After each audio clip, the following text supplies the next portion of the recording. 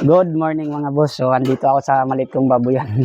Hindi pa nga ako nakapaghilamos mga boss. So nagpapakain tayo. So may konting tips ako na i-share sa inyo mga boss, tulad ng paano nga ba natin i-determine na buntis ba yung isang inahin o gilt mga boss. So ang tips ko sa inyo mga boss is magbilang po kayo ng araw. So galing sa pagbulog niya or pag-iay niya. So ang mangyayari is magbilang kayo ng 21 days at 42 days. Bali 21 days. So dalawang 21 days yung bibilangin natin mga boss. Kasi may mga senaryo na pagkatapos natin maiay or mabulog yung gilt o inahin is pag check natin ng 21 days, parang hindi siya naglandi pero namamaga siya pero maputla. O may mga ganun na senaryo, kala mo buntis na kasi maputla lang pero namamaga siya, medyo namamaga. Pero naglandi pala talaga yon. Pagka 42 days, pag hindi mo yan i-check ng 42 days, doon pala talaga siya naglandi. So failure tayo mga boss. Dapat pangalawang 21 days, i-check nyo mga boss doon sa 42 days para malaman natin na buntis ba talaga siya. Kasi doon sa 42 days, nagbabago na po yung postura ng katawan ng inahing baboy or gilt mga boss. So medyo pag yung body score kasi pag EI natin medyo manipis pa or pasok pa siya sa body score, pagdating ng 42 days mga boss, nagbabago na po yung postura ng inahing baboy.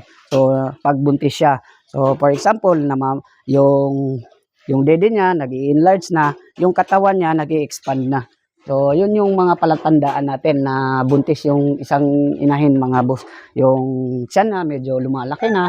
So may mga ganun na nakikita natin pag buntis yung inahin. Kaya i-check natin ng maigi ng 21 days at 42. Pag 21 days na talagang hindi talaga siya naglandi, for example talagang flat na flat, dry na dry, doon tayo makapagsabi na medyo may lamang tayo na buntis ito. Tapos i-check nyo sa 42, pag ganun pa rin, talagang buntis na po yan. So sa gilt naman, medyo mahirap i-determine yung gilt mga boss. Kasi yung body score ng gilt, pagdating ng 21, parang ganun pa rin. Pagdating ng 42, parang ganun pa rin.